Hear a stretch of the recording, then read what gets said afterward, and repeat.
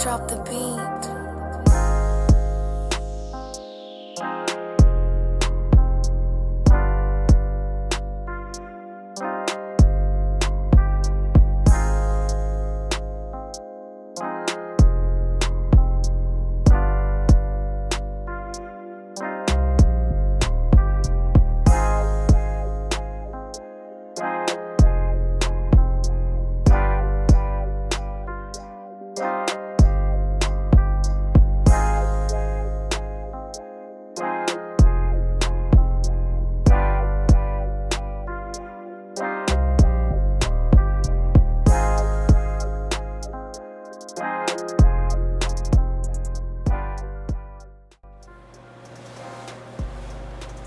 What is up, reefing community? It's 6 months and here's the update on the Lagoon tank. Actually, it's 7 months in, but we're gonna do a 6-month update on this tank. So what's been going on? Nothing much. Everything's doing fine. The corals are still growing. Still got algae hanging around in the tank here. Not so much as it has been on the previous videos, but you know, as with time comes, that will be something that I'll get under control in here. It's mainly just because brand new rocks, everything got cycled and dumped in all at once, and it's just part of reefing. Unfortunately, that happens even to the best of us, and we just learn how to deal with it. Mainly what I've been doing is just water changes, cleaning off the pieces that I can during the water changes, and just trying to maintain the water quality here to keep it from getting way out of control.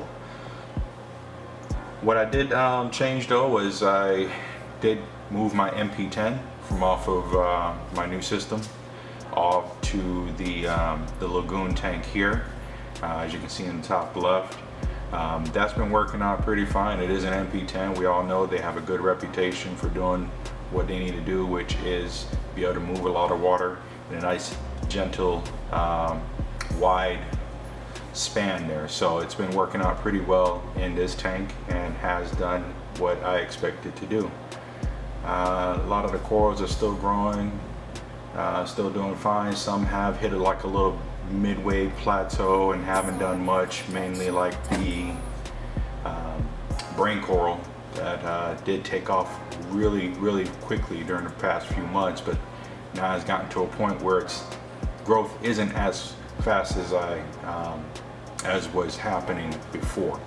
So what else is happening here? The clam has taken up the growth spurt syndrome here, and there is pretty much a whole new layer of mantle that has shown up on it, which is pretty good. So all in all, with what I'm dosing in here, which is still the ESV 2-part, everything is doing fine, and hey, it's all just hanging in there.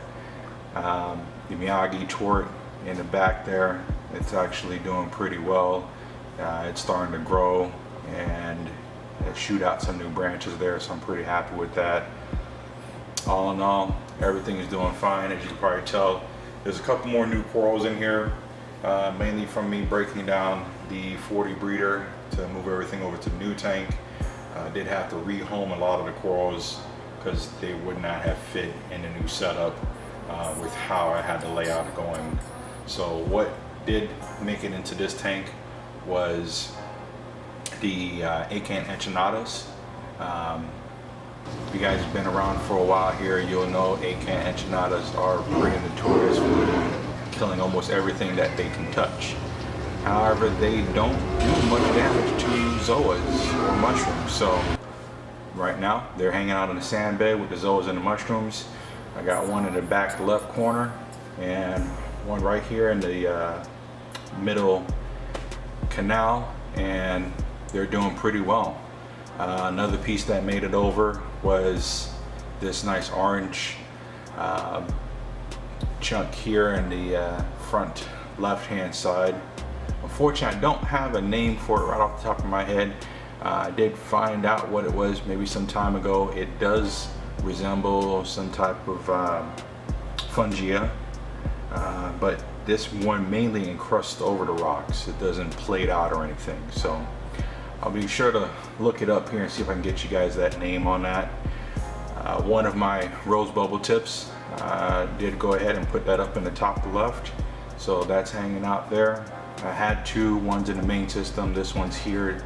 Just because it was a pretty tiny piece, I didn't feel like losing it when I moved it over, just in case it decided on letting go of the rock that it was on and going floating around. So moved it here so I can keep an eye on it, but it's doing pretty well. Clownfish are doing great.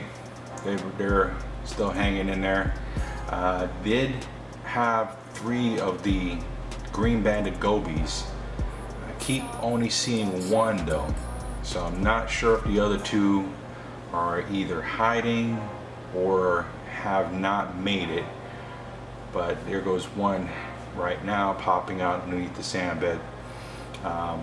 So hey, who knows? Who knows? It's hard to keep track of them. They're in and out of these rocks mainly because of a lot of the open rock work on this whole left hand side. There's crevices and cracks that they can swim in and out of, so they may all just be hanging around in there. Wait until some food ends up down in their area and they'll be happy with that. So as it is, this is the July update. Hopefully everybody had a good 4th of July fireworks festival or whatever you guys did for the 4th. Right now, just wanted to go ahead and do some quick shots here of the tank, give you guys this update. Hope you enjoy it. I'll go ahead and try to get you guys that information on that piece of coral there. All in all, thanks for watching. You guys have a great day.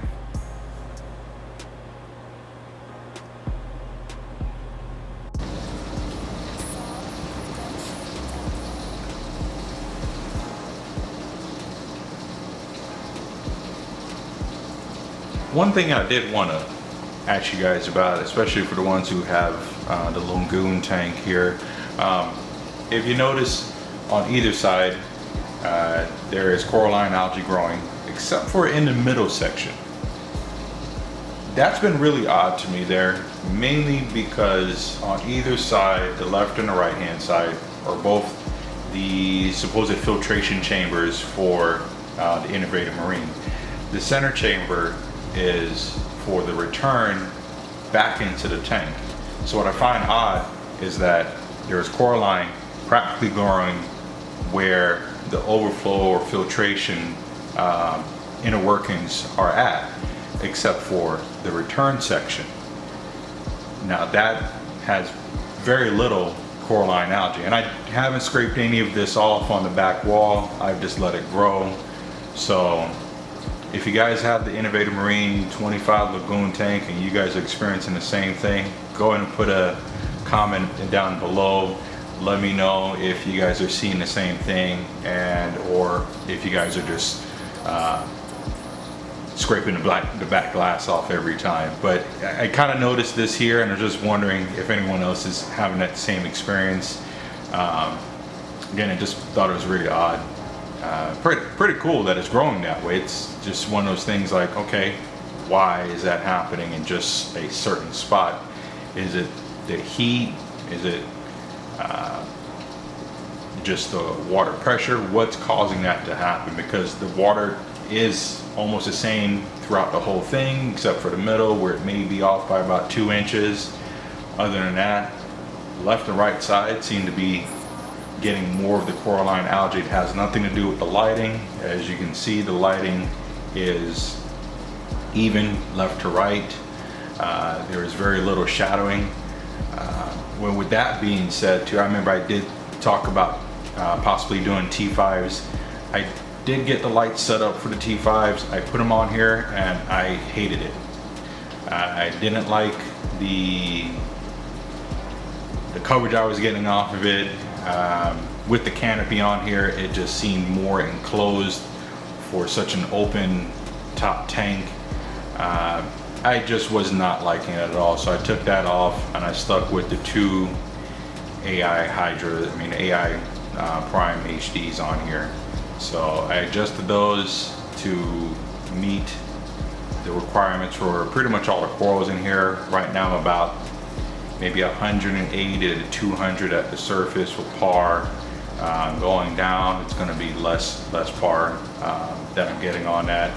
That's mainly because a lot of these corals in here are lower light corals, or not the high light, high par seeking SPS that most of you guys are used to. So that's where I'm keeping the lights at for right now, and unfortunately I'm not doing the T5s. I've seen some folks out there with their T5s and they look beautiful.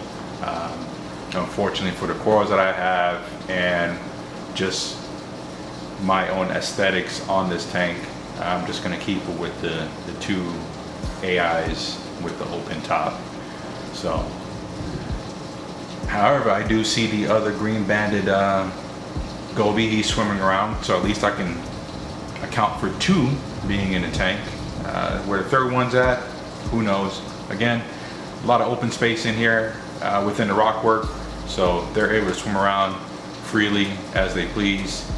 They're very tiny, so it's hard to keep track of them. Plus they're really quick, so they dart in and out. So you may see one, then they'll show up on the other side of the rock, and that may be the same one that you were just spotting.